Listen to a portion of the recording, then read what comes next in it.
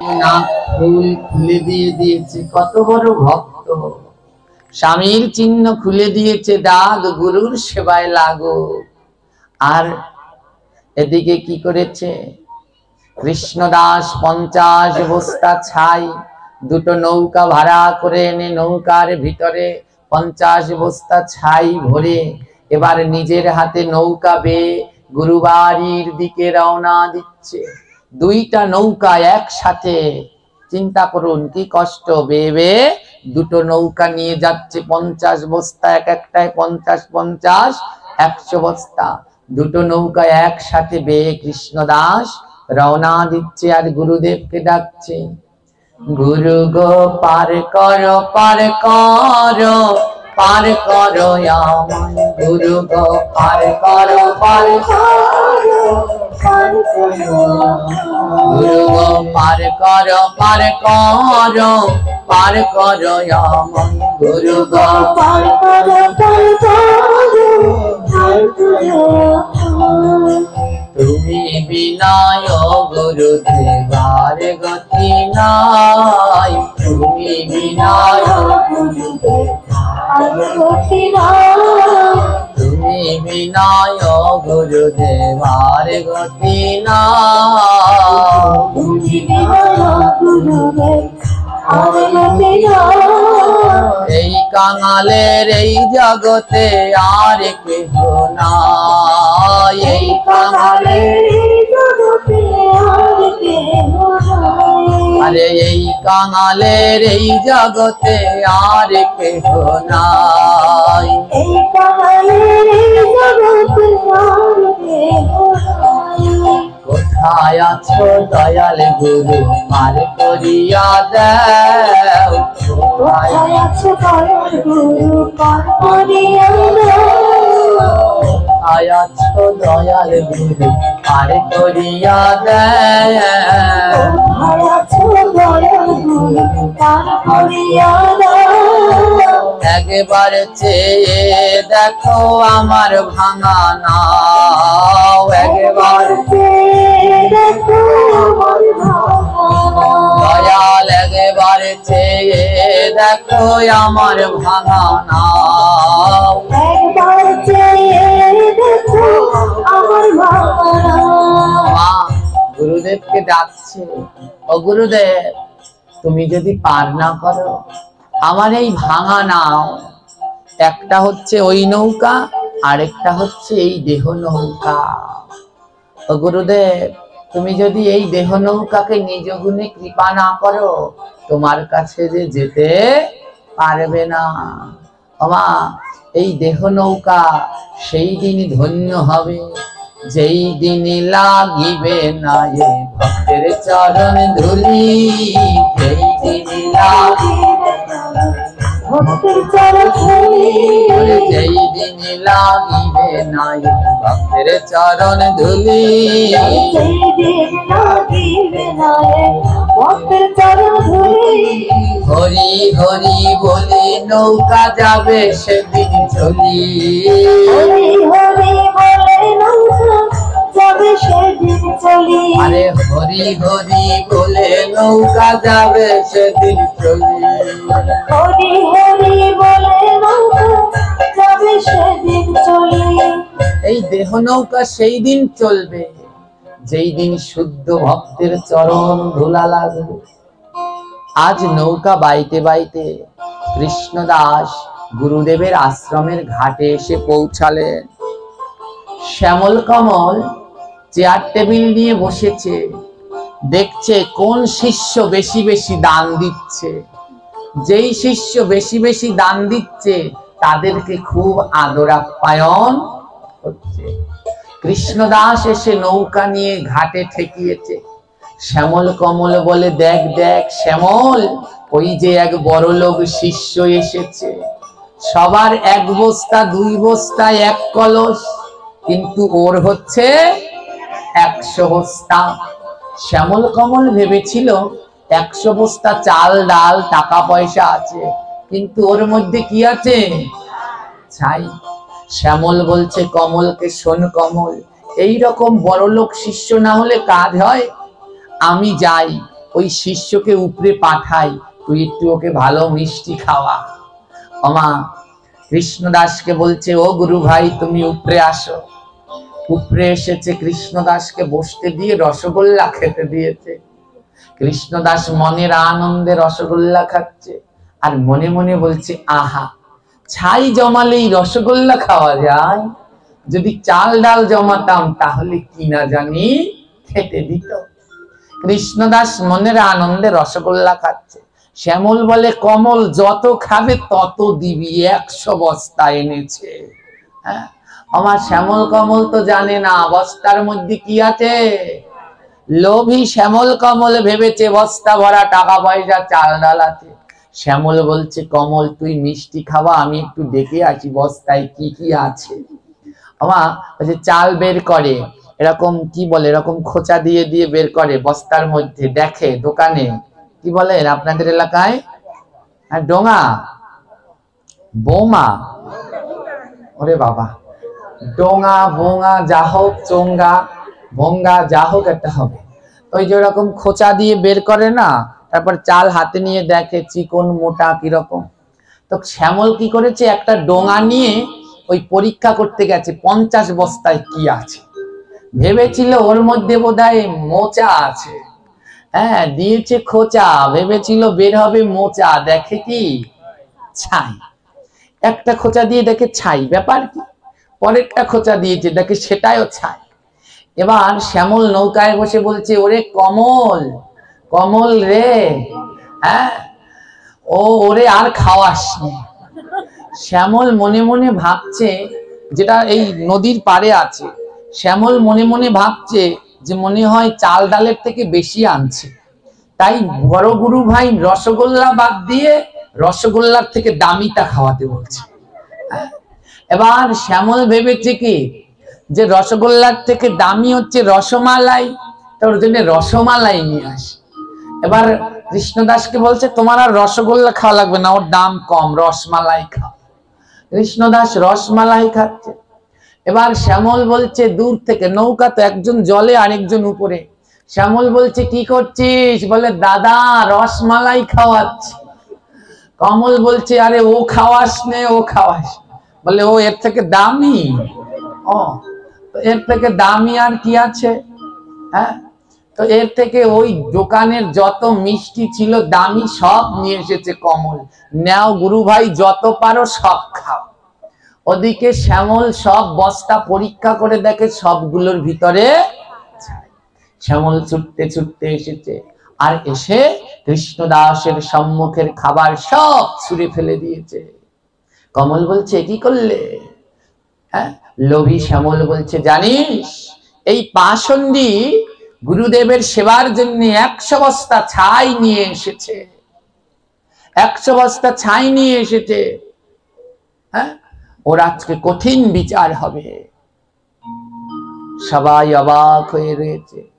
যা, আজকে তো মহোৎসব, আজকে ওর কোনো বিচার করব না, আজকে ওকে ওই পালের সাথে দড়ি দিয়ে বেঁধে রাখ। ওর নৌকায় যে পাল আছে ওই পালের খুঁটির সাথে ওকে দড়ি দিয়ে শক্ত করে বেঁধে রাখ, ওর বিচার করব কালকে, মহোৎসবটা শেষ হোক। হ্যাঁ, কালকে তো মহোৎসব, মহোৎসবটা শেষ হোক, আজকে ওর বিচার করব না। 100 বস্তা ছাই নিয়ে এসেছে গুরু সেবার জন্য, দাঁড়া তোর বিচার হবে, কালকে মহোৎসবটা শেষ হোক।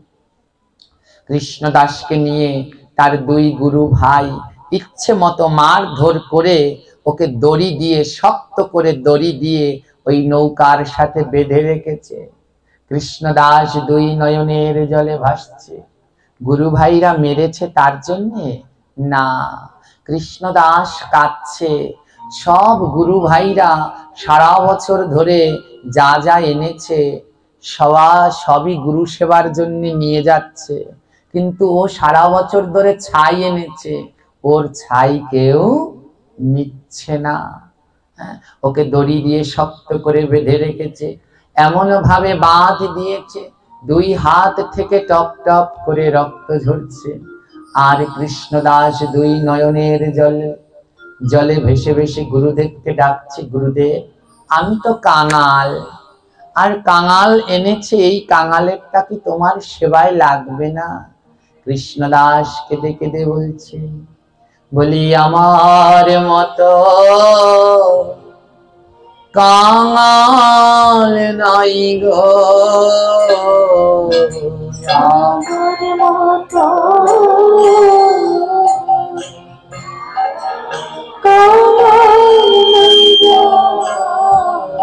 বলি আমার মতো কাঙাল নাই গো, আমার মতো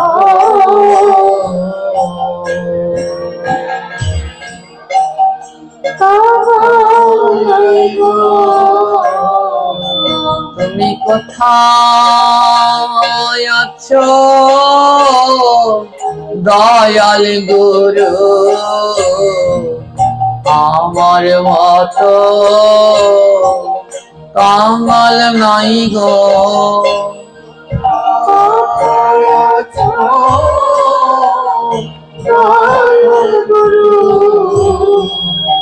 আমার মতো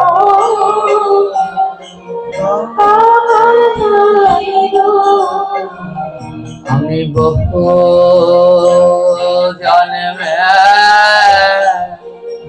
অপরাধী, বহু জন্মে অপরাধী, বলিয়ে জন্মে রাম জন্মে জন্মে বহু জন্মে অপরাধী,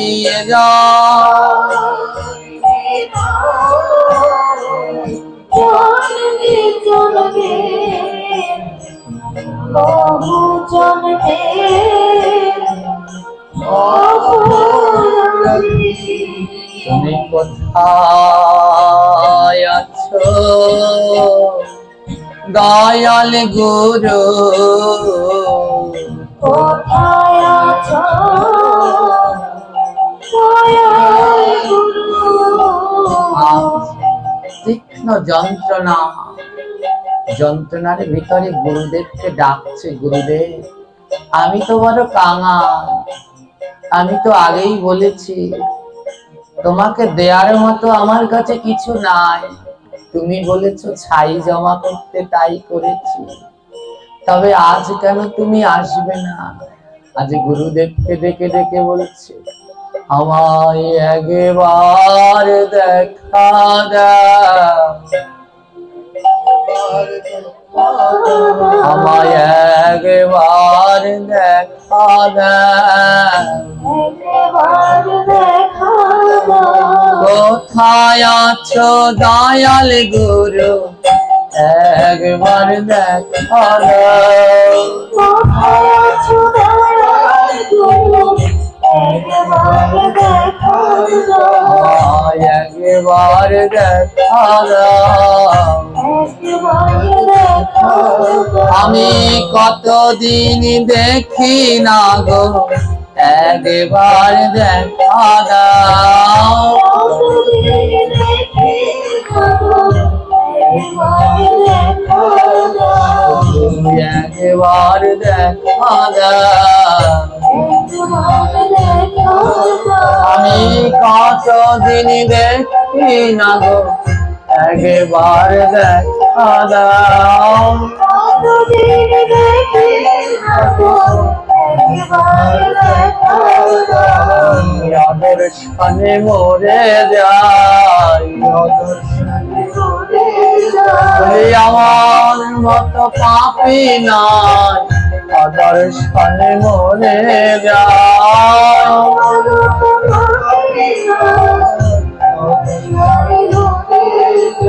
এই একবার দেখা দাও, কোথায় আছো দয়াল গুরু একবার দেখা দাও,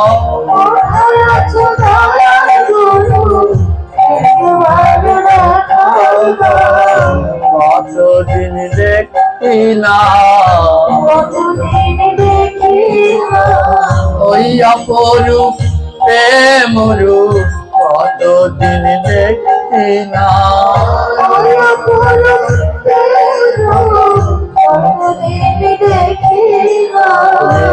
একবার দেখা রে, কোথায় আছো দয়াল গুরু, একবার দেখা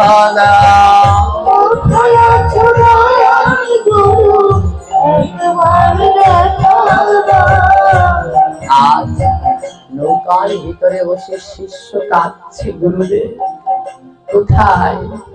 একটা বছর ধরে অপেক্ষা করেছি, আজ তোমার কাছে এসেছি, একবার দেখা দাও। আজ ভক্ত যদি ভক্তি করে থাকে, ডাকে গুরুদেব, আর কি থাকতে পারে? গুরুদেব সমস্ত বাধা বিঘ্ন সমস্ত সবাইকে ডেঙিয়ে আজ ভক্তকে দর্শন দেওয়ার জন্য নদীর ঘাটে ছুটে আসছে। আর গুরুদেব ওই নৌকাটার কাছে গিয়েছে, গিয়ে দেখে কৃষ্ণ দাস রক্তাক্ত দড়ি দিয়ে বেঁধে রেখে দিয়েছে। গুরুদেব হাতের বাঁধনটা খুলে দিয়েছে, লুটিয়ে পড়েছে গুরুদেবের চরণ তলে। কৃষ্ণদাস কি চাই? কৃষ্ণদাস বলছে, আমার কি চাই জানো গুরু? যেন চরণ সেবা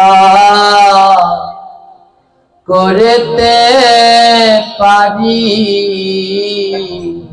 চরণ সেবা করতে পারি, যেন চরণ সেবা করতে পারি, চরণ সেবা করতে পারি। আমি আর কিছু চাই না গুরু, চরণ সেবা করতে পারি, আর চাই না গুরু, চরণ সেবা করতে পারি। আমায় ওই চরণে দাস করো, ওই চরণে দাস করো, ওই চরণে দাস করো, ওই চরণে দাস করো। আমি চরণ ধুলা মাথায় দেব, ওই চরণে আমার দাস করো, চরণ ধুলা মাথায় দিব,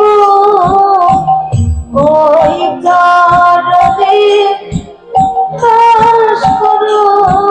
আর কিছু চাই না গুরু, আর কিছু চাই না গুরু, তুমি প্রেম কল্প তরু, আর কিছু চাই না গুরু, তুমি কল্প করু, আর কিছু চাই না গুরু। কৃষ্ণদাস চোখ খুলে দেখে গুরুদেব নেই। কৃষ্ণদাস বলছে, ও তার মানে গুরুদেব আসেনি। কিন্তু হে গুরুদেব, যতক্ষণ আপনি না আসবেন আমি এই ঘাটে বসে ডাকতেই থাকবো। শিষ্য কৃষ্ণদাস গুরুদেবকে ডাকতে লাগলেন, আর ভক্তের ডাকে গৃহের ভিতরে গুরুদেব যন্ত্রণায় ছটফট করছে। সারা রাত কেটে গেল, গুরুদেব ঘুমাচ্ছে না। শ্যামল কমল গুরুদেবের পাশে বসে রয়েছে। যখন সকাল হয়ে আসবে, গুরুদেব বলছে, শ্যামল কমল, এবার আমি স্নান করতে যাব। তো আমি যে দাঁত মাজবো, আগের দিনে তো ব্রাশ পেস্ট ছিল না, ছাই দিয়ে দাঁত মাজতো। গুরুদেব বলছে, শ্যামল কমল, আমার ছাইয়ের কৌটাটা খুঁজে পাচ্ছি না। গুরুদেব কি করে শ্যামল কমলের চোখ এড়িয়ে আসবে? তাই আজ গুরুদেব নিজের ছাইয়ের কৌটা নিজেই লুকিয়ে রেখে দিয়েছে। নিজের ছাইয়ের কৌটা নিজেই লুকিয়ে রেখে শ্যামল কমলকে বলছে, শ্যামল কমল, আমার ছাইয়ের কৌটাটা পাচ্ছি না, একটু খুঁজে দিবি? শ্যামল কমল খুঁজতে লাগলো। আমার গুরুদেব যদি লুকিয়ে রাখে এই জগতে, তার কেউ পায়? শ্যামল কমল দুইজনে যখন ছাইয়ের কৌটা খুঁজছে, আর সুযোগ বুঝে গুরুদেব দৌড়ে চলে গেছে শিষ্যের নৌকায়। গিয়ে দেখে শিষ্য ডাকতে আছে। শিষ্য নৌকায় বসে জয় গুরু, জয় গুরু, জয় গুরু বলে ডাকতে আছে। গুরুদেব গিয়ে বুকের মাঝে জড়িয়ে ধরেছে। বুকের মাঝে জড়িয়ে ধরে বলছে, ওরে, তোর এমন অবস্থা কে করলো? কে তোকে এমন ভাবে মারলো? কিন্তু কৃষ্ণদাস পরম ভক্ত, একবারও মুখ ফুটে বলল না আমার গুরু ভাইরা এমন করেছে। তাহলে গুরুদেব যদি তাদের বকা দেয়, শাস্তি দেয়, কৃষ্ণদাস বলছে, গুরুদেব, এ আমার কর্মের ফল, এ আমার কর্মের ফল। কৃষ্ণদাস বলছে, গুরুদেব, এত সকালে আপনি ঘাটে কেন? গুরুদেব বলছে, জানিস কৃষ্ণদাস, আমি সকালবেলায় স্নান করব, তো স্নান করবার আগে দাঁত মাজবো, আমার ছাইয়ের কৌটাটা খুঁজে পাচ্ছি না।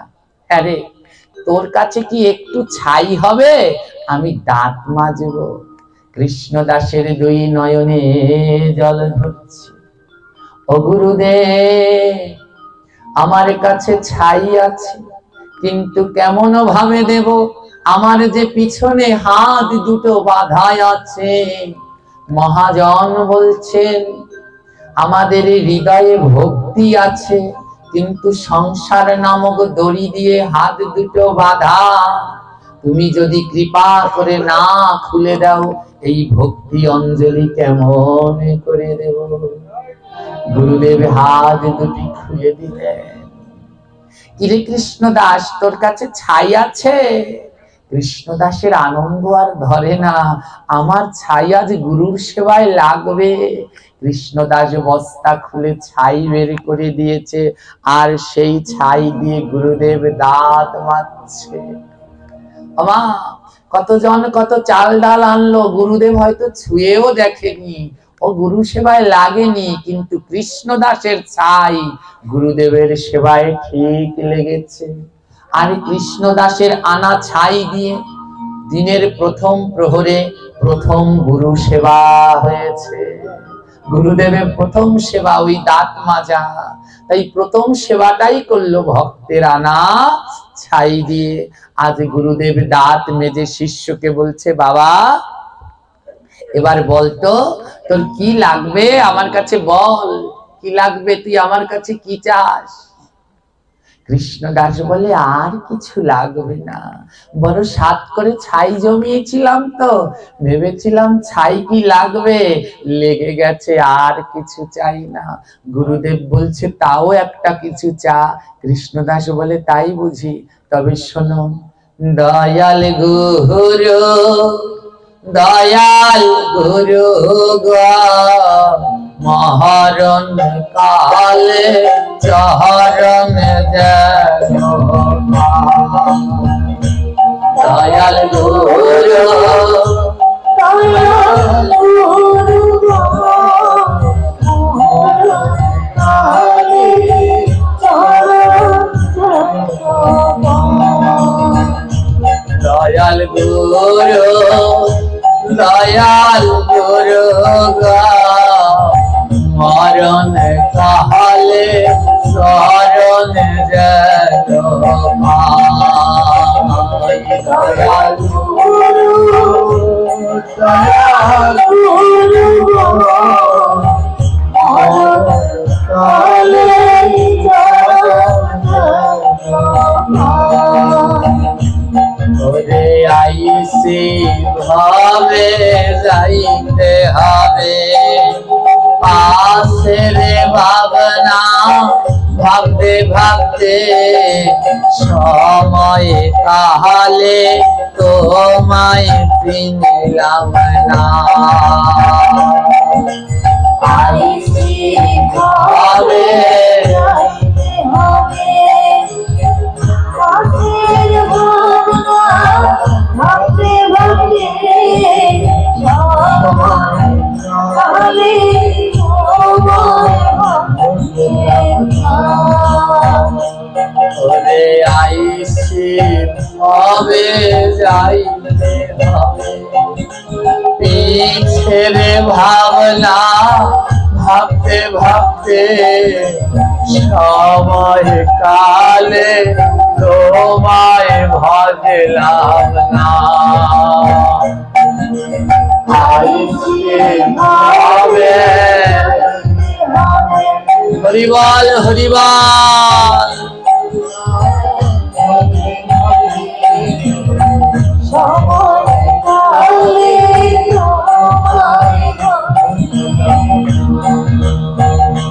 দয়াল গুরু দয়াল গুরু মরণ কালে চরণে দয়াল গুরু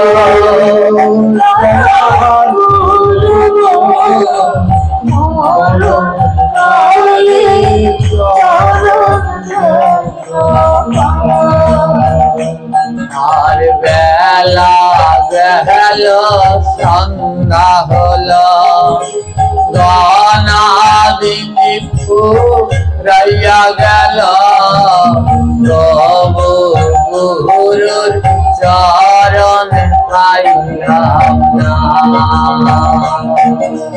বেলা গেল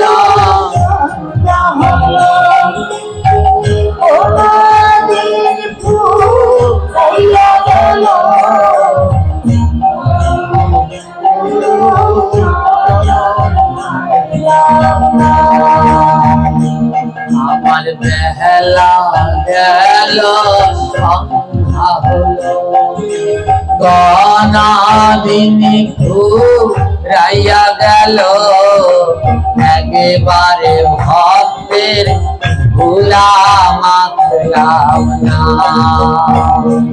আমার বেলা গেল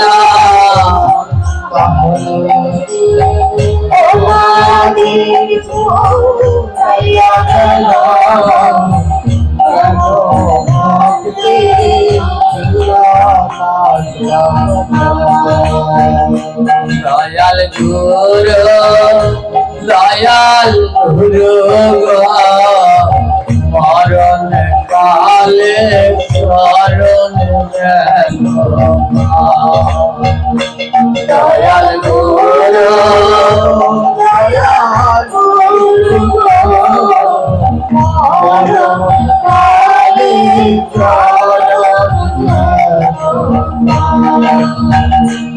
আমার গহনা তিনি ফুরাইয়া গেল, এবার যাওয়ার সময় হলো, একেবারে ভক্তের পরশ করলাম না।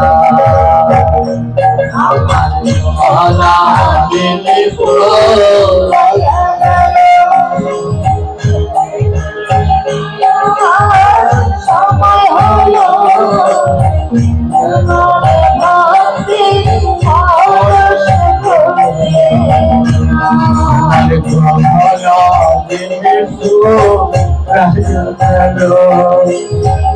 এবারে যাওয়ার সময় হলো, একেবারে ভক্তের সঙ্গ করলাম না।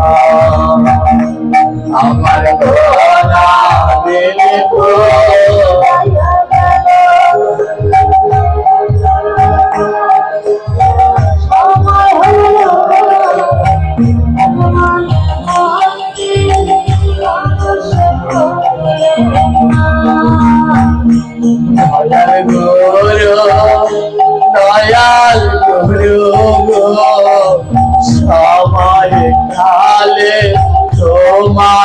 ভাসলাম না দয়াল গুরু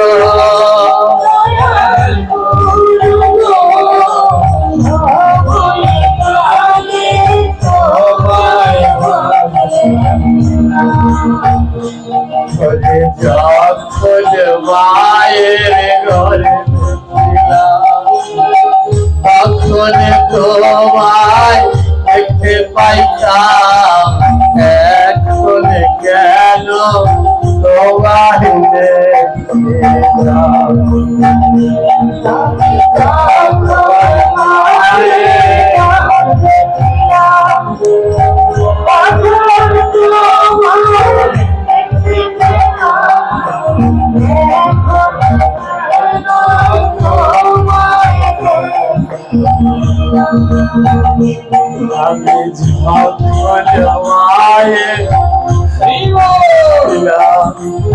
তখন তোমায় দেখতে পাইতাম তোমায়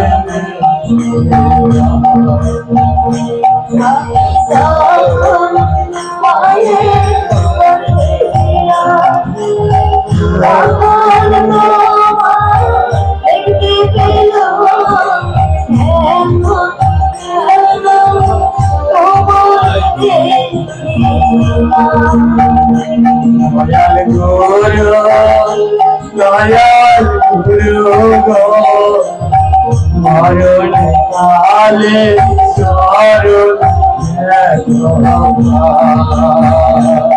দয়াল গুরু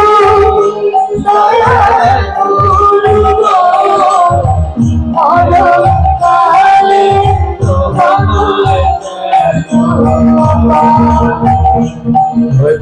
আমার মতো ত্রিভুবনে আর তো নাই সময় কালে চরণ আমার মতো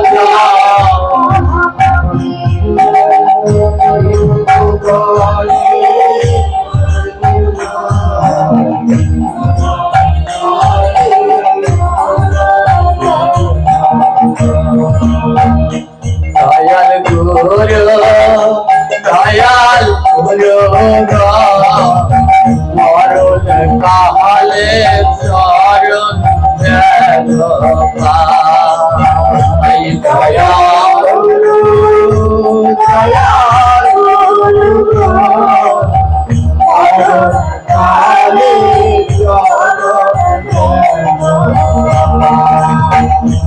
আজ যখন মায়ের ঘরে তখন তোমায় দেখতে পাইতাম এখন গেল তোমায় দয়াল গুরু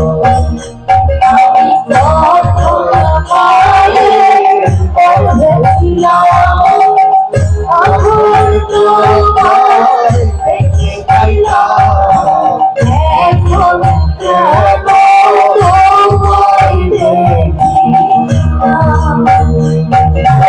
চরণ দয়াল গুরু দয়াল গুরু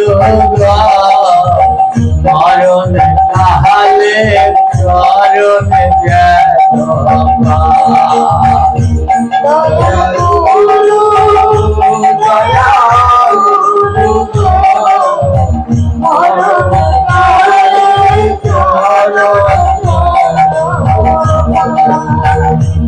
আরে আমি যেতে যাব চলে আমার অন্তিমকালে সেদিন আমায় চরণ দিও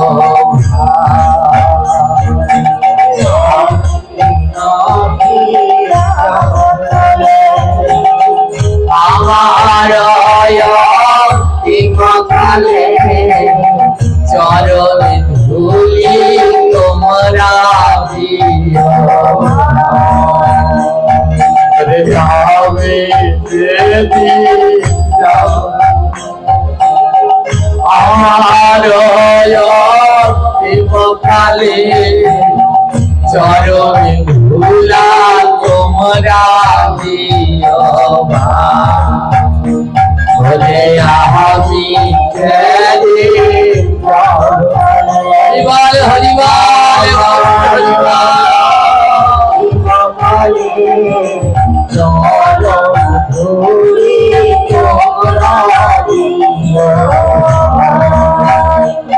এই ভক্তের ভুলা সারা ভবে আর তো কিছু নাই সময় তাহলে কেন বুঝি না ভক্তের ভুলা সারা ভবে আর তো কিছু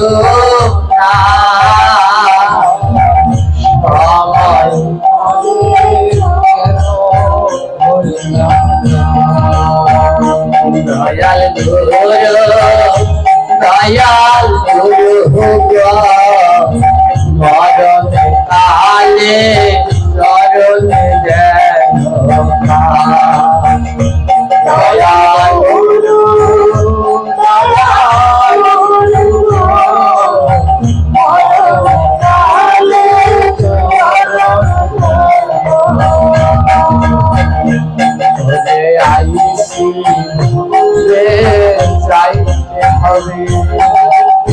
ছেড়ে ভাবনা ভাবতে ভাবতে সময় কালে তোমায় ভজলাম না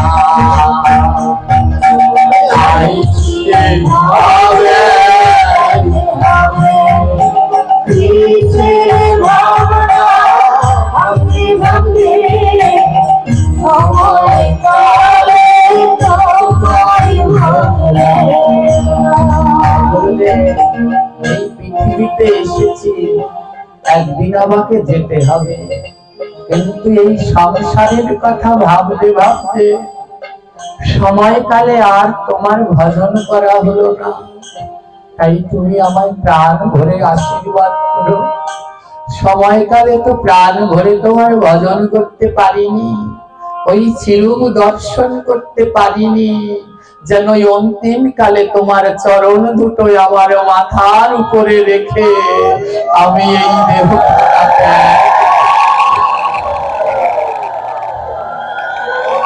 গুরুদেব শিষ্যকে বুকের মাঝে ধরিয়ে ধরবে বলে আয়ে রে একবার পরশ করি মহানব দিবস ধন্য করি আয়ে রে একবার পরশ করি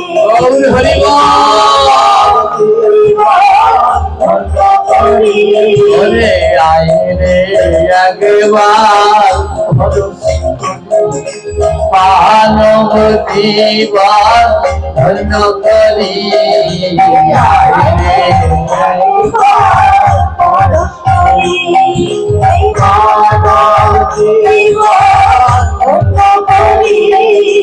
একদিন যাব সহবিত সারি ওরে একদিন যাব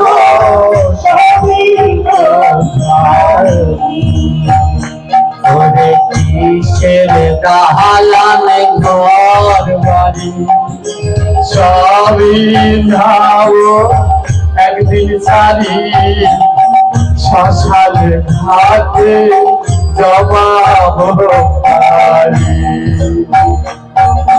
কিসের দালান একদিন যাব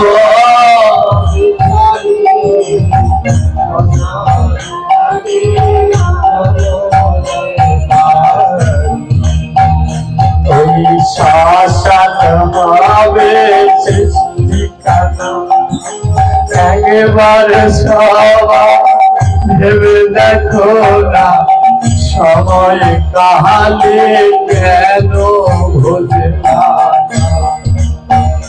ওই শ্মশান হবে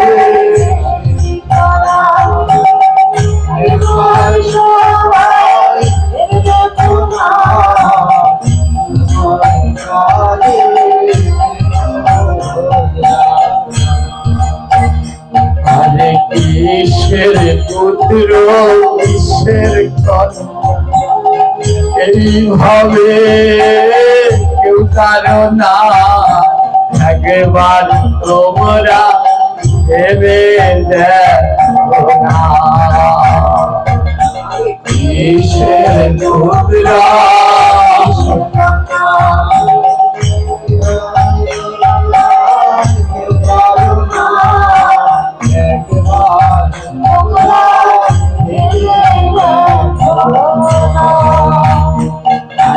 সব কিছু রইবে পড়ে, আমি শুধু যাব চলে আমার অন্তিম কালে।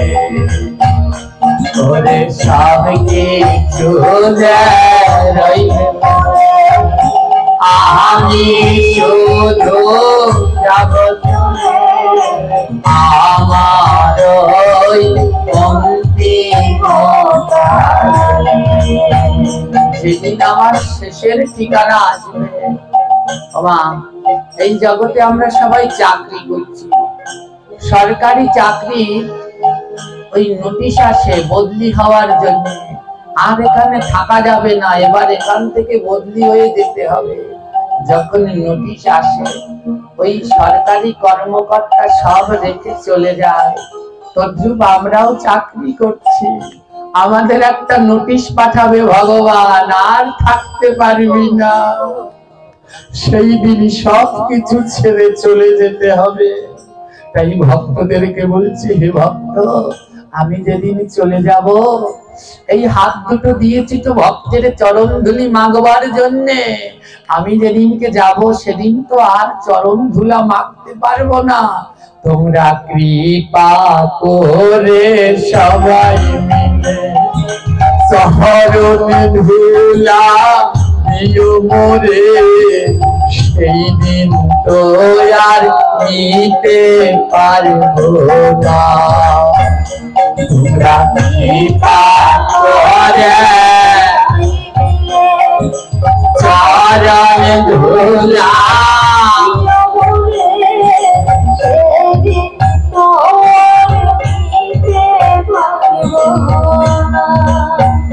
তোমরা কৃপা করে সবাই চরণ ধুলা দিও মোরে, সেই দিন তো আর নিতে পারবো না। তোমরা কৃপা করে সবাই মিলে চরণ ধুলা দিও মোরে, সেদিন তো আর নিতে পারবো না।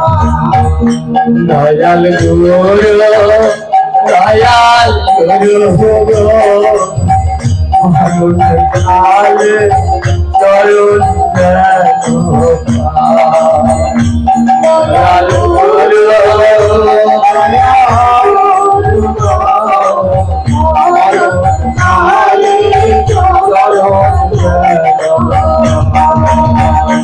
দয়াল গুরু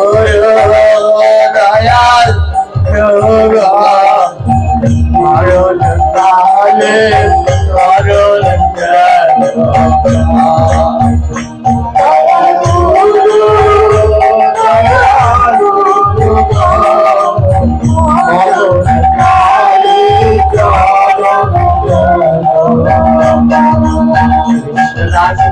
গুরুদেব, আমার আর কিছু লাগবে না, যেন অন্তিম কালে আপনার চরণ দুটো দর্শন করতে পারি। গুরুদেব, তবে এবার আমি যাই। গুরুদেব বলে, কাল তো মহাসব, প্রসাদ পাবি না বাবা। কৃষ্ণদাস বলে, গুরুদেব, ওই বড় দাদারা দেখলে রাগ করবে, আমি বরং চলে যাই। গুরুদেব বলে, দাঁড়া, তোকে কিছু দেব। কৃষ্ণদাস বলে, লাগবে না গুরুদেব, আপনার ওই আশীর্বাদের হাত দুটো আমার মাথায় যেন থাকে। ও গুরুদেব, আমার হাতটা কোনো সময় ছাড়বেন না। ও মা, বাবার ছেলে যদি মেলায় ঘুরতে যায়, ছেলে যদি বাবার হাত ধরে, হারিয়ে যাওয়ার 100% সম্ভাবনা আছে। কারণ ছেলে চকলেট দেখলে বাবার হাত ছেড়ে চকলেটের দিকে দৌড়ে চলে যাবে, কিন্তু বাবা যদি ছেলের হাত ধরে, ছেলে হারিয়ে যাওয়ার কোনো সম্ভাবনা নেই। লোভে পড়ে সন্তান যদি ওদিকেও যায়, রওনা দিলেই হাতটা বাবার মুঠোয়। তাই বলছে গুরুদেব, এই মানুষ দেহ তো বড় লোভ, আমার হাতটা ধরে রাখবেন, যেন লোভে পড়ে চরণ ছাড়া না হই, যেন জন্মে জন্মে ওই চরণ সেবা।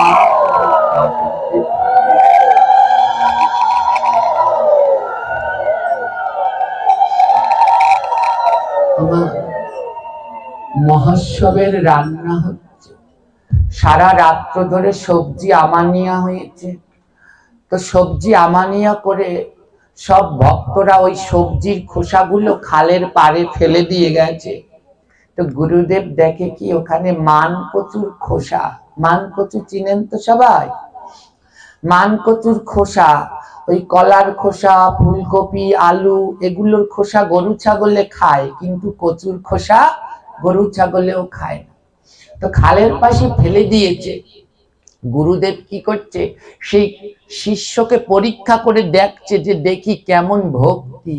গুরুদেব আঁচলে করে ওই এক আঁচল কচুর খোসা এনেছে, এক আঁচল মান কচুর খোসা এনেছে, এনে বলছে নে বাবা নে। দেখছে আমাদের যদি কেউ একটু কচুর, গুরুদেবে কচুর খোসা দিত, হ্যাঁ, আমরা বলতাম এই গুরুদেব কি দিলেন আমাকে, কচুর খোসা। কিন্তু যারা প্রকৃত গুরু ভক্ত, গুরুর হাত থেকে যা পায় তা তাদের কাছে রত্ন।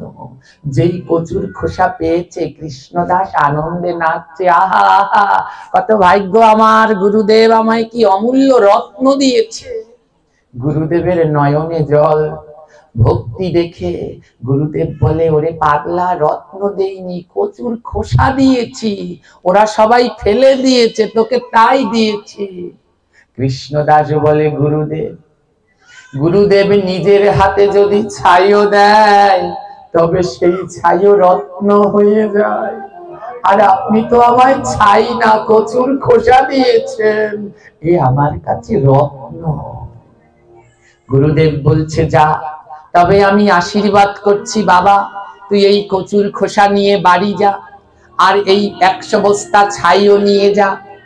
কি করবি জানিস, এই 100 বস্তা ছাই নিয়ে তোর ঘরের চারপাশে দোয়া, দোয়া চেনেন তো সবাই, ঘরের পাশে যে বাউন্ডারিটা থাকে, বলে এই দোয়ার পাশে গর্ত করে করে ছাই দিবি, ছাই দিয়ে একটা একটা করে কচুর খোসা রেখে দিবি। হ্যাঁ, এই কচুর খোসা দিয়ে কিন্তু কচু গাছ হয়। হ্যাঁ, বলছে এই কচুর খোসাগুলো নিয়ে যা, আর গর্ত করে এই 100 বস্তা ছাই ফেলবি না, এই গর্ত করে তার মধ্যে ছাই দিবি, আর একটা একটা করে কচুর খোসা দিয়ে দিবি। ওমা, কচু কিসে ভালো হয় জানেন? কোথায়? ছাইয়ের ভিতরে। ছাইয়ের ভিতরে কচু লাগালে মোটা হয়, গলাও চুলকায় না, খেতেও স্বাদ লাগে। গুরুদেব বলে, যাও এই 100 বস্তা ছাই নিয়ে বাড়ি যাও, আর গিয়ে এই কচুর চাষ করো। কৃষ্ণদাস কি করলেন, এবারে জয় গুরু বলে চলিতে লাগল, জয় গুরু বলে চলিতে লাগিল, জয় গুরু বলে চলিতে লাগিল,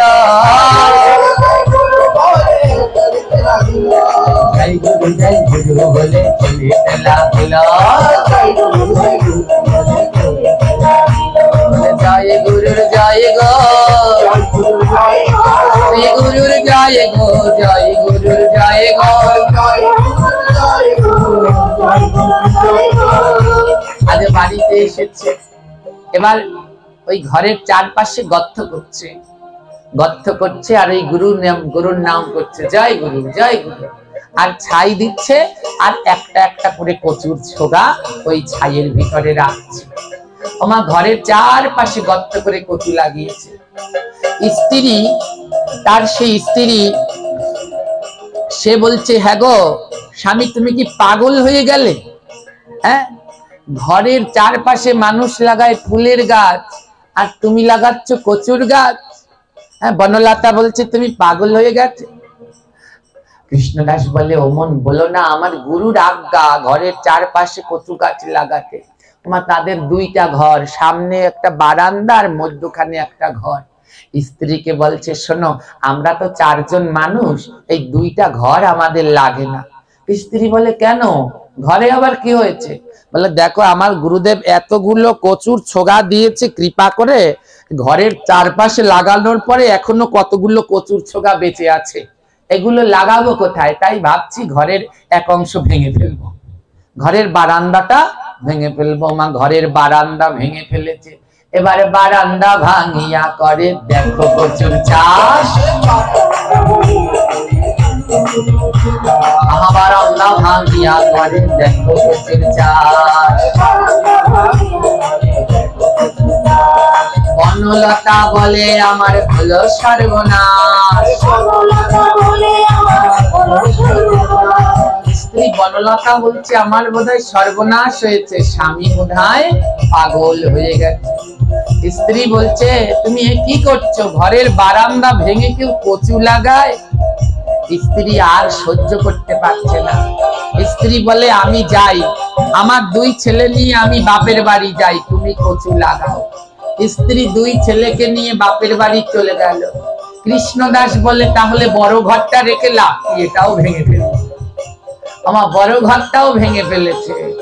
আর গাছতলায় একটু কোন রকমের ছাউনি তৈরি করে এবার ওই ঘরের পোতার উপরেও কচুর চাষ করেছে। গুরুদেব যতগুলো কচুর ছোগা দিয়েছে ওই ছাই দিয়ে দিয়ে কচু লাগাচ্ছে। জয় গুরু শ্রী গুরুর জয়, শ্রী গুরুর জয় বলো, শ্রী গুরুর জয়, জয় গুরু শ্রী গুরুর জয়, শ্রী গুরুর জয় বলো, শ্রী গুরুর জয়।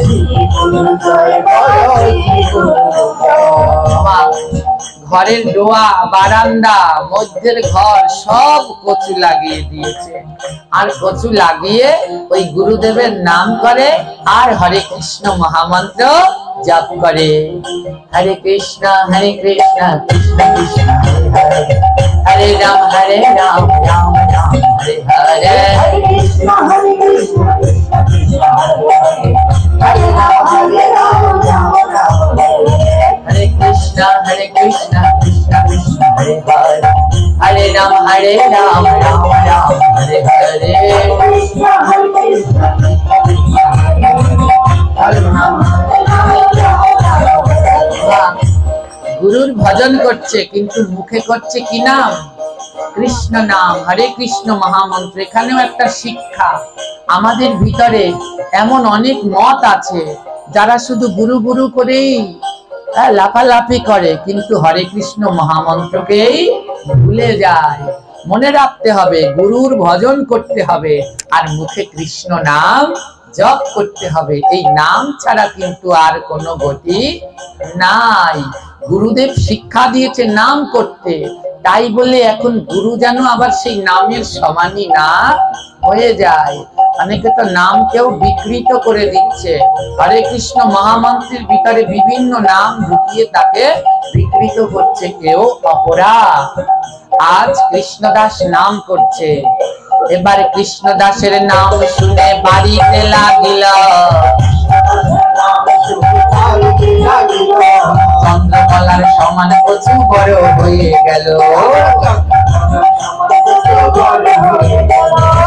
ওই কৃষ্ণ নামে কচু এক বড় হয়ে গেছে অল্প কদিনের ভিতরে, বড় বড় কচু। এক রাজা, এক জমিদার রাস্তার পাশ দিয়ে যাচ্ছে। জমিদার যখন যাচ্ছে দেখে কে যেন ওখানে বসে হরে কৃষ্ণ নাম মহামন্ত্র জপ করছে। জমিদার গিয়ে দেখে এক সাধু, মানে কৃষ্ণদাস। তো জমিদার বলছে আরে তুমি এখানে বসে কি করো? কৃষ্ণদাস বলছে কচুকে কৃষ্ণ নাম শোনায়। জমিদার বলে পাগল হয়ে গেছো, কচুকে কেউ কৃষ্ণ নাম শোনায়? বলে হ্যাঁ, কচুকে কৃষ্ণ নাম। কচুর কাজ হচ্ছে চুলকানো, কৃষ্ণ নাম শুনে ও কচু তার চুলকানি স্বভাবও ভুলে গেছে। জমিদার বলে তবে দাও দেখি তোমার এই চাষ করা একটা কচু। জমিদার একটা কচু নিয়ে বাড়িতে রান্না করেছে জমিদারের বউ। ও বাবা, সে কচুতে এমন অমৃতের মতো স্বাদ। জমিদার ওই সেনাপতিকে পাঠিয়েছে, যাও যত টাকা হয় ওর ক্ষেতের অর্ধেক কচু নিয়ে আসো। অর্ধেক কচু কিনে নিয়ে এসেছে। ও কি করেছে, ওই কচুর ছোগা আর মাথা রেখে দিয়েছে। ওই কচু যেটা কেটেছে সেইখানে আবার মাথাটাকে লাগিয়ে দিয়েছে। হ্যাঁ, এই কচুর সুনাম চারদিকে ছড়িয়ে পড়েছে। দলে দলে ওর কাছে কচু কিনতে আসছে। এখন আর বড় কচু একটাও নেই, সব বিক্রি হয়ে গেছে। ও কি করেছে, কচু বেচার টাকা দিয়ে পাশে একটু জায়গা নিয়েছে, সেইখানেও আবার কচুর চাষ। জয় গুরু জয় গুরু শ্রী গুরু জয়, বদন ভরে বলো সবে শ্রী গুরু জয়।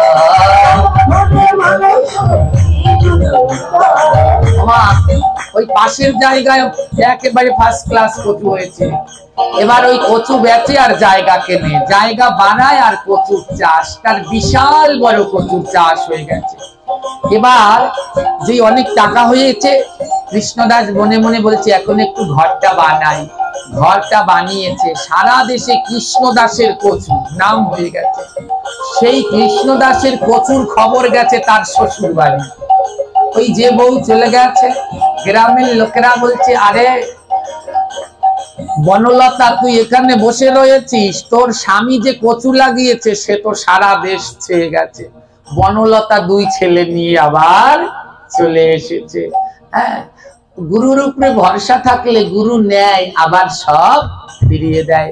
আবার ঘর দিয়েছে, স্ত্রীও ফিরিয়ে দিয়েছে, সন্তানও ফিরিয়ে দিয়েছে। এবার তাদের আনন্দের সংসার, টাকা পয়সার কোনো অভাব নেই। 2 বছর কেটে গেছে। এবার অনেক টাকা পয়সার মালিক কৃষ্ণদাস।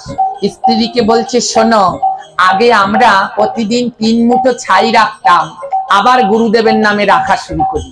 কিন্তু এখন আর ছাই না, চাল রাখবো, টাকা রাখবো, হ্যাঁ, ডাল রাখবো, 3 মুঠ 3 মুঠ করে সব রাখবো।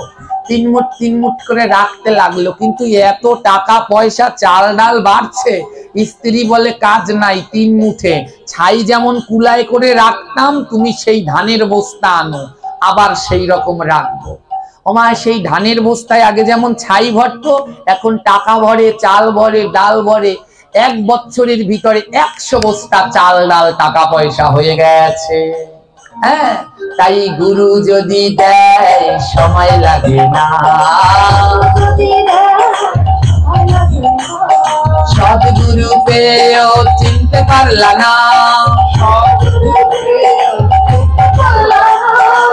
গুরু যদি দেয় সময় লাগে না গো। যেই গুরুকে পেয়েছো তাকে যত্ন করো, তার সেবা অর্চনা করো, দেখবে গুরুদেবের কৃপায় তোমার জীবন পরিবর্তন হয়ে যাবে। 1 বছর হয়ে গেছে, গুরুদেবের বাড়ি থেকে চিঠি এসেছে। হ্যাঁ, চিঠি এসেছে, এবার নৌকা আনবে। স্ত্রী বলে, স্বামী আমার নাকের টাকা আবার নাও, যেন গুরুর সেবায় লাগে। আবার সেই নাকেরটা দিয়ে নৌকা ভাড়া করে এনে কৃষ্ণদাস এবার 100 বস্তা চাল ডাল টাকা পয়সা নিয়ে গুরু বাড়িতে গেছে। গুরু বাড়ির ঘাটে গিয়ে নৌকা লাগিয়েছে। শ্যামল কমল বলে, দেখ শ্যামল, ওই হতচ্ছাড়ায় আবার আইছে 100 বস্তা ছাই নিয়ে। ওমা, ওরা ভেবেছে কি আবার কি নিয়ে এসেছে, কিন্তু এইবার এনেছে কি, জোরে বলো, চাল ডাল টাকা পয়সা 100 বস্তা ভরা। শ্যামল বলে, কমল ওকে ওই জলের মধ্যেই রেখে দে, পারে উঠতে দিবি না, ওকে উঠতে দেয় না। হ্যাঁ, কৃষ্ণদাস বলে, আমার চিন্তা নাই, আমি আগের বার গুরুকে ডেকেছিলাম, এসেছে, এবারও আসবে। ওই নৌকায় বসে গুরুদেবকে ডেকেই চলেছে। এইদিকে গুরুদেব বলছে, ওরে অহংকারী শ্যামল কমল, তোদের মনের অহংকার দ্বারা। ওমা কি করেছে, মহাৎসবের রান্না, সকাল হতে হতে রান্না প্রায় শেষ, অনেক মানুষ সেবা করবে তো, রান্না করেছে আলুর তরকারি, তা লাগছে আমের টকের মতো। টক হয়ে গেছে, মিষ্টান্ন লাগছে করলার মতো তিতা, আর ভাত অন্নগুলো সব গলে গেছে, সব রান্না নষ্ট হয়ে গেছে। হাজার হাজার ভক্ত চলে এসেছে। এইদিকে শ্যামল কমল গিয়ে দেখে সারা রাত্র ধরে মহাৎসবের যা রান্না সব নষ্ট, পচা, গন্ধ হয়ে গেছে। শ্যামল কমল দৌড়াতে দৌড়াতে গুরুদেবের কাছে গেছে, গুরুদেব রান্না তো সব নষ্ট হয়ে গেছে, এখন কি করব? গুরুদেব বলে, আবার কি করবি, নতুন করে রান্না কর। শ্যামল কমল বলে, একটা টাকাও নাই, চাল ডালও নাই, রান্না করব কি দিয়ে? গুরুদেব বলে যে তাড়াতাড়ি গুরু ভাইদের কাছে আবার গিয়ে চা। যারা যারা এসেছে সব গুরু ভাইদের কাছে গিয়েছে। গুরু ভাইরা বলে, আরে এই তো কিছুক্ষণ আগে নিয়ে এসেছি, এখন আর আমাদের কাছে। গুরুদেবের কাছে গেছে শ্যামল কমল, গুরুদেব সবার কাছে চেয়েছি, কারো কাছে টাকা পয়সা নেই। গুরুদেব বলে, দেখ শ্যামল কমল, ভালো মতো ভেবে বল, সবার কাছে গিয়েছিলি? শ্যামল কমল বলে, হ্যাঁ গুরুদেব, সবার কাছে গিয়েছি।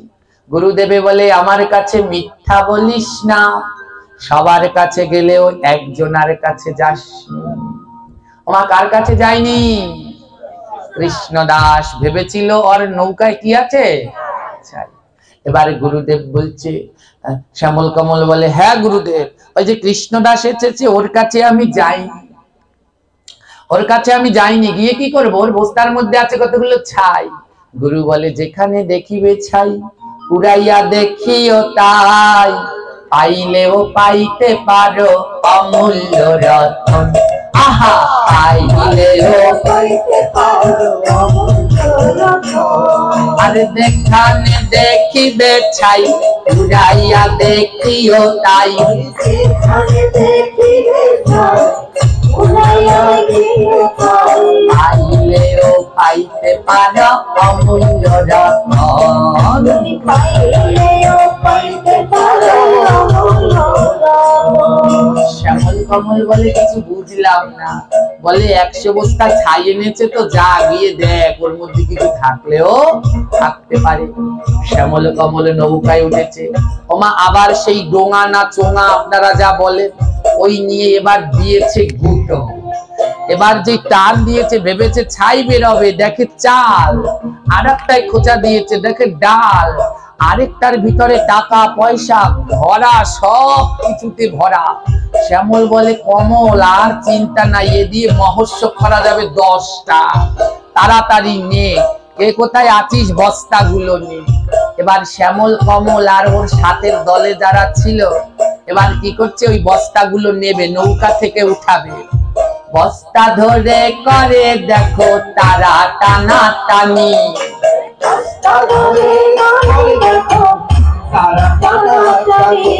নাহানরে বস্তার একখানা কনি।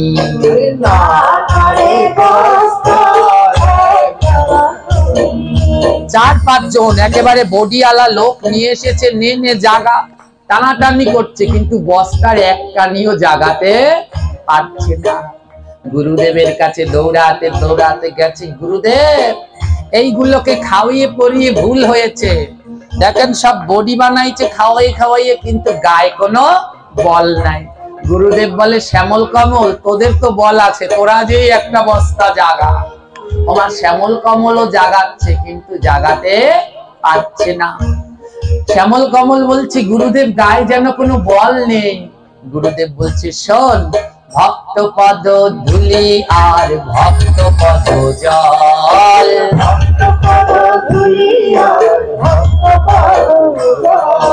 ভক্ত ভুক্ত উচ্ছিষ্ট 3 বৈষ্ণবের বল।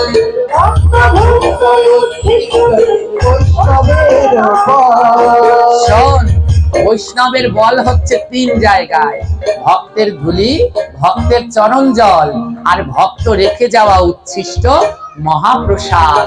এই 3 হচ্ছে বৈষ্ণবের বল। গুরুদেব বলে, যা ভক্তের চরণ ধুলা মাখ। শ্যামল কমল বলে, গুরুদেব ভক্ত কোথায়? গুরুদেব বলে, ওরে মূর্খ, এখনো কি বোঝো নাই ভক্ত কোথায়? আজ তোদের মহোৎসব হবে ওই ভক্তের চাল ডালে। তোরা ভক্তের চরণে অপরাধ করেছিস, তাই বস্তা জাগাতে পারছিস না। যা যা গিয়ে ভক্তের চরণ তলে লুটিয়ে পড়। আমার সবাই মিলে কৃষ্ণদাসের চরণ তলে লুটিয়ে পড়েছে। কৃষ্ণদাস বলে, না না, তোমরা আমার গুরু ভাই, তোমাদের আমার চরণ তলে তোমাদের স্থান নাই। বলে কোথায়? কৃষ্ণদাস বলে, এসো এসো তোমরা আমার বুকেতে এসো,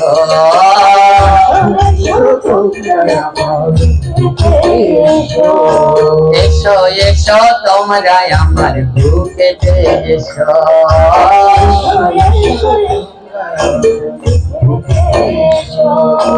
অতি অঙ্গে দিয়া অঙ্গ করব মোরা ভক্ত সঙ্গ,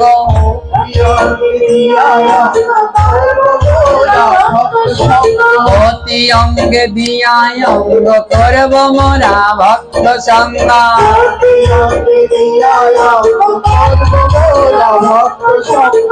না না, চরণে না, আসো, আমরা গুরু ভাই, আমরা সবাই বুকে বুক মিলাই।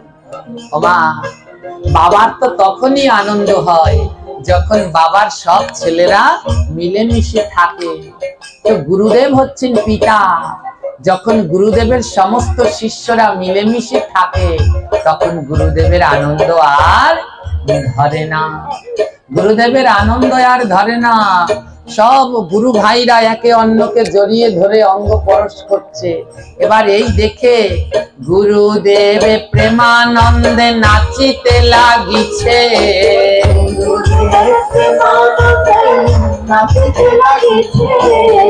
গুরু ভাই ভাইয়ে পরশ করিছে,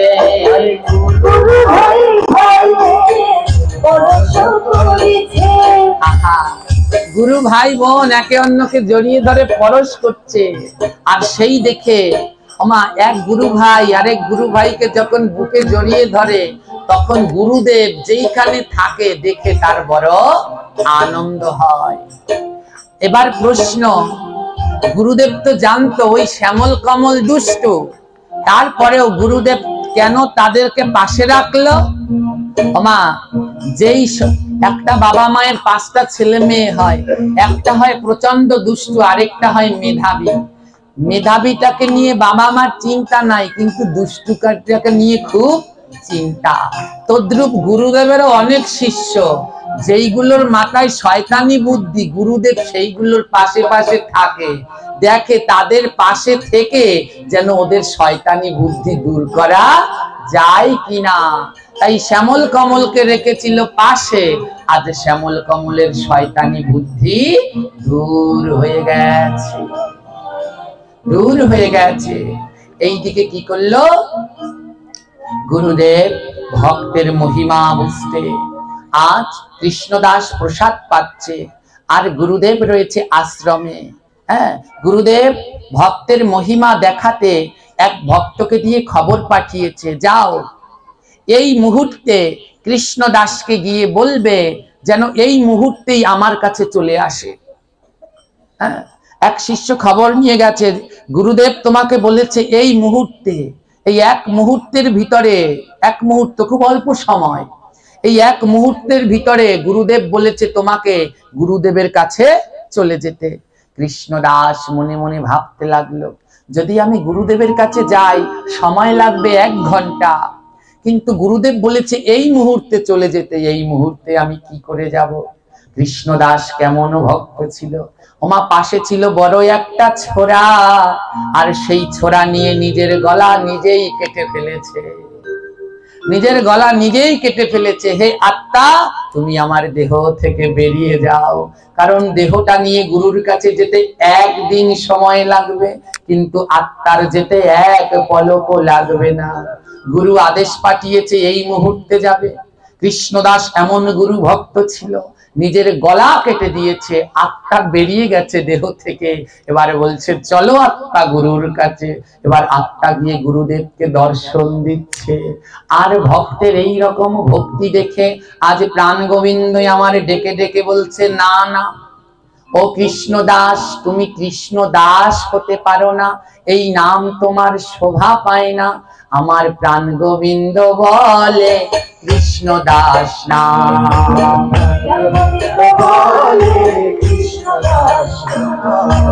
আজ থেকে তোমার নাম হলো গুরুদাস।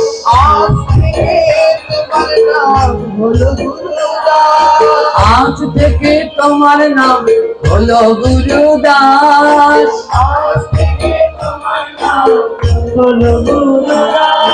জগতে তোমার নামের হবে গো প্রকাশ। জগতে ভগবান বলছে তুমি কৃষ্ণের দাস নও, আজ থেকে তোমার নাম পরিবর্তন করে তোমার নাম দিয়ে দিলাম গুরুদাস। হ্যাঁ, এবার গুরুদাস শ্রী গুরুর ভিতরে রাধা কৃষ্ণের যুগল মিলন দর্শন করছে। এবারে গুরু অঙ্গে রাই অঙ্গ দেখিতে যে পাইল, এবারে গুরু অঙ্গে রাই অঙ্গ দেখিতে যে পাইল, গুরুর মধ্যে রাধা কৃষ্ণের মিলন হইল। আর মিলন হইল,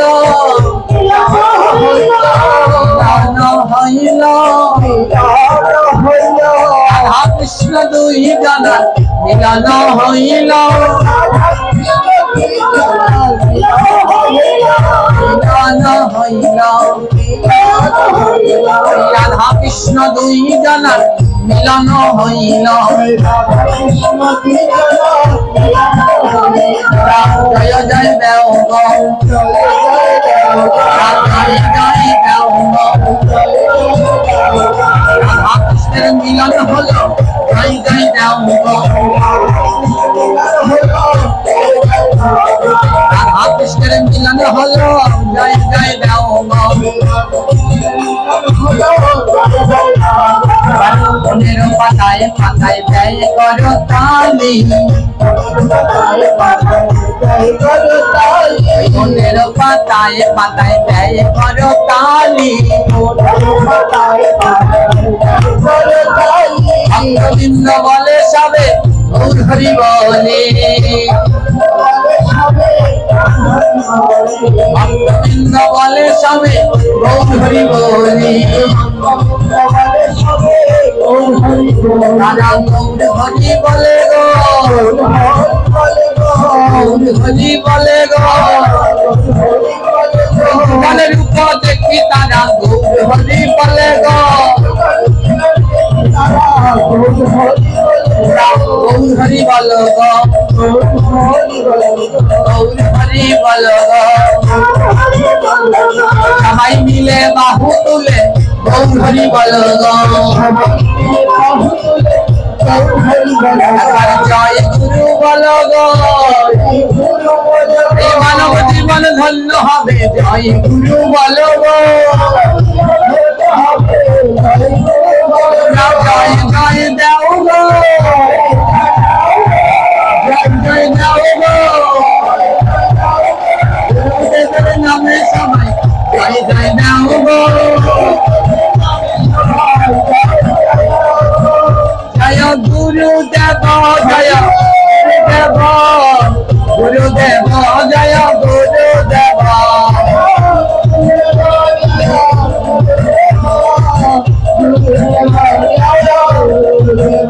জয় পতিত পাবন গুরুদেব, গুরুদেব জয় গুরুদেব।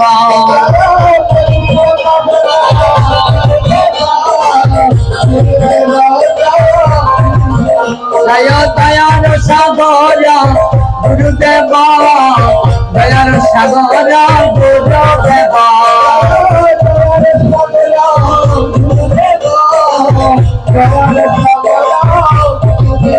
জয় গুরুদেব, জয় গুরুদেব, জয় গুরুদেব।